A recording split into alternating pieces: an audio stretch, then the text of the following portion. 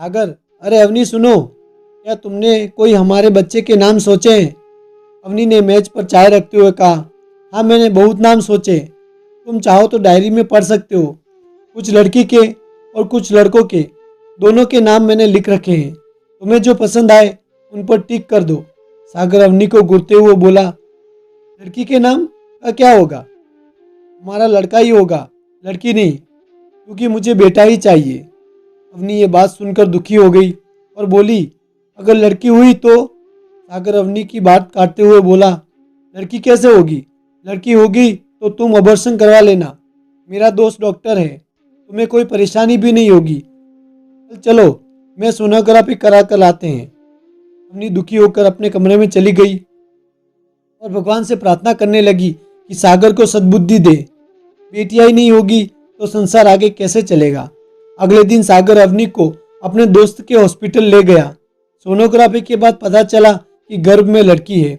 सागर ने तुरंत अबॉर्शन कराने को कहा, लेकिन अवनी नहीं मानी। सागर के दोस्त ने भी काफी समझाया, पहला बच्चा है, अबॉर्शन कराना ठीक नहीं है। अवनी और सागर में झगड़ा हो गया। अस्पताल में भीड़ लग गई, कई लोग इकट्ठे हुए।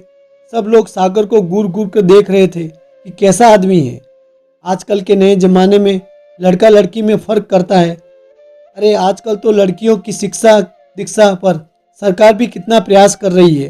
लोग तमाम बातें कर रहे थे और सागर को यह सब सुनकर गुस्सा आ रहा था। वह तेजी से चिल्लाया और बोला, चुप रहो तुम सब।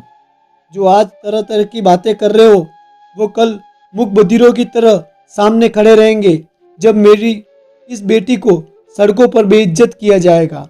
तुम में से कोई आगे नहीं आएगा जब इनको बसों, ट्रेन और हर जगह भेड़ियों की भूखी नजरें से देखा जाएगा। अरे मैं बेटी से नहीं घबराता। बेटियां तो घर की लक्ष्मी होती है, लेकिन उनकी सुरक्षा का जिम्मा कौन उठाएगा? मैं हर वक्त अपनी बेटी के साथ नहीं रह सकता, लेकिन कोई ना कोई तो रहता है। समाज में हम चारों ओर बड़ी बड़ी बातें करते हैं, लेकिन किसी भी बेटी पर जब अत्याचार होता है खुलेआम, तो हम सिर्फ वीडियो बनाते हैं, सोशल मीडिया पर लाइक और कमेंट के लिए, ना कि उनके लिए आगे बढ़ते हैं, उनकी सुरक्षा की ना बात करते हैं। अरे मैं एक बेटी को कैसे जन्म दूं जिसका पता नहीं कि 6 महीने बाद कोई उसका रेप कर दे। अरे मुझे सोच कर ही शर्म आती है कि 6 महीनों की बच्चियों के साथ रेप होता है। छोटी छोटी बच्चियों के अंग काट दिए जाते हैं, उनके छोटे छोटे शरीर में कई टुकड़े हो जाए, मांस के छितड़े हो जाए। उस दर्द से अच्छा है मैं अभी इसको विकसित होने से पहले ही हमेशा के लिए मुक्त कर दूं, क्योंकि मैं अपनी बच्ची के साथ ऐसा व्यवहार, ऐसा अत्याचार नहीं देख सकता। क्योंकि मैं जिस समाज में जी रहा हूँ वो इंसानों का नहीं है, भूखे वैसी भेड़ियों का है। और जब तक इस समाज में ऐसे भूखे वैसी भेड़िए घूम रहे हैं, मैं इस बेटी को जन्म लेने नहीं दूंगा। आप लोग नहीं समझते कि जब तक बेटी पे अत्याचार होता है तो एक बाप के कलेजे पर क्या बीतती है। सागर की बात सुनकर सब शांत हो गए, सब सोच में पड़ गए, क्योंकि सागर की बात बिल्कुल सच थी। सागर ने फिर चिल्लाकर कहा, क्या मेरी इस बेटी के जन्म के बाद तुम लोग उसकी रक्षा का जिम्मा उठाओगे? क्या उसका हर पल साथ दोगे? उसे अपनी बेटी मानोगे? अगर तुम मुझे वचन दो तो मुझे इस बेटी को जन्म देने में कोई परेशानी नहीं है। मैं इस बेटी को बेटे की तरह पालूंगा, लेकिन क्या तुम सब इस बेटे की तरह समझोगे?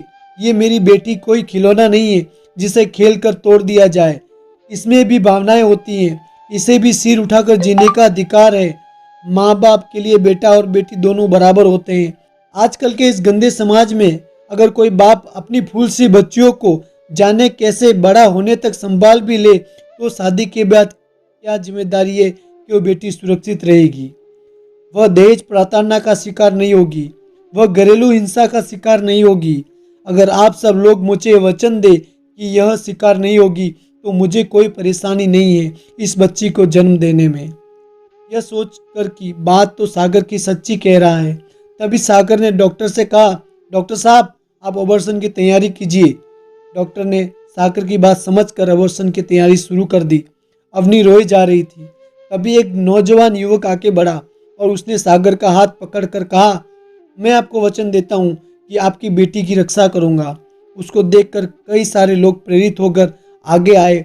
सबने वचन दिया कि हम आपकी बेटी की रक्षा करेंगे, हम समाज की हर बेटी की रक्षा करेंगे, उन पर होने वाले जुल्म के खिलाफ आवाज़ उठाएंगे।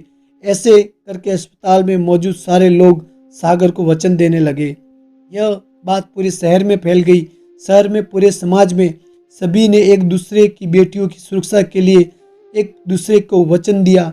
बेटियों पर होने वाले अत्याचार को मुंह तोड़ जवाब देने का संकल्प लिया।